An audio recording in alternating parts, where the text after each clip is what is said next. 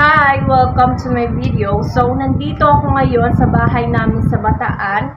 And umuwi ako dahil nga 4 years death anniversary ng aking father. And bumoto rin ako.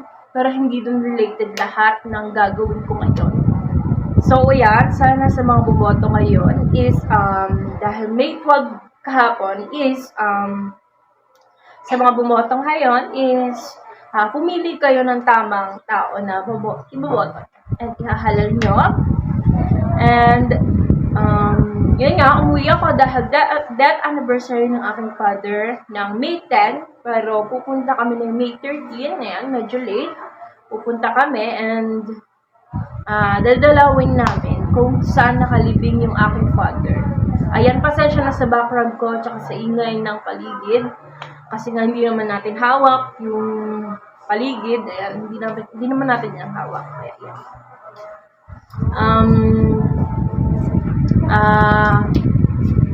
Ayun. Sumama na kayo sa akin dahil papakita ko sa inyo yung cemetery kung saan nakalibing yung aking father.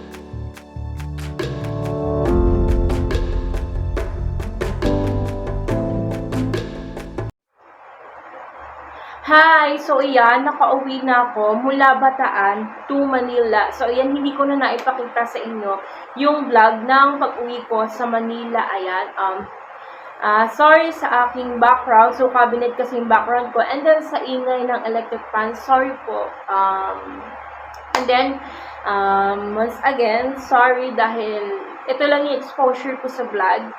So, ayan, thank you so much sa mga nanonood sa akin. Lagi ko itong sinasabi sa mga nanonood sa akin. Thank you so much sa inyo and manood lang kayo. And thank you so much sa inyo kasi na-appreciate ko kayo kahit ako konti lang kayo. Ayan,